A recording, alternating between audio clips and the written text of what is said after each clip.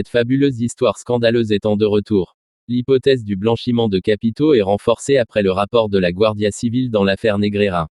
Ces pratiques opaques combinées aux nulles, incohérentes et contradictoires explications données par les personnes mises en examen pourraient bien coller avec une dissimulation de patrimoine, un délit relatif au blanchiment de capitaux. Après le match Osasuna, Xavi Hernandez en conférence. Je suis content pour les 3 points, mais nous devons faire un pas en avant au niveau du jeu.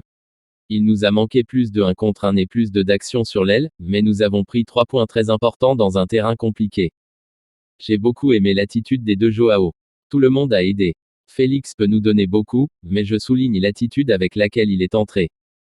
Nous avons 10 points sur 12 et nous devons continuer sur cette voie. Lamine Yamal s'est créé 3 occasions claires sur l'aile. Je suis ravi de sa performance. L'arbitre d'aujourd'hui, un 10 sur 10, surtout le 4e arbitre, qui n'a jamais été nerveux et qui dialoguait. Je pense qu'ils ont été très bons, ils ont communiqué, c'est la seule chose que nous demandons. Nous devons exiger plus de nous-mêmes, nous avons dominé à plusieurs reprises mais nous devons nous créer plus d'occasions. Je vais rester sur la deuxième mi-temps contre Villarreal, je pense que c'était excellent. Aujourd'hui, nous avons manqué de plusieurs choses. Balançons les choses vers la capitale espagnole qui est la Madrid. Interrogé sur le meilleur joueur de l'histoire, il affirme ceci.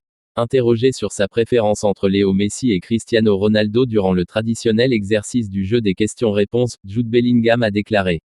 Pour moi, Messi est le plus fort sans aucun doute. Chaque fois que je le vois faire quelque chose, cela me fait penser qu'il n'est pas humain. Une déclaration qui ne va pas plaire à tout le monde, mais qui montre la force de caractère du joueur qui assume toutes ses positions, même sur le terrain. Il fait son retour à la maison après 18 ans.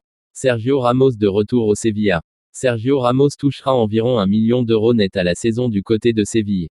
Il a refusé 11 millions d'euros par an en Turquie, puis 20 millions d'euros par an en Arabie.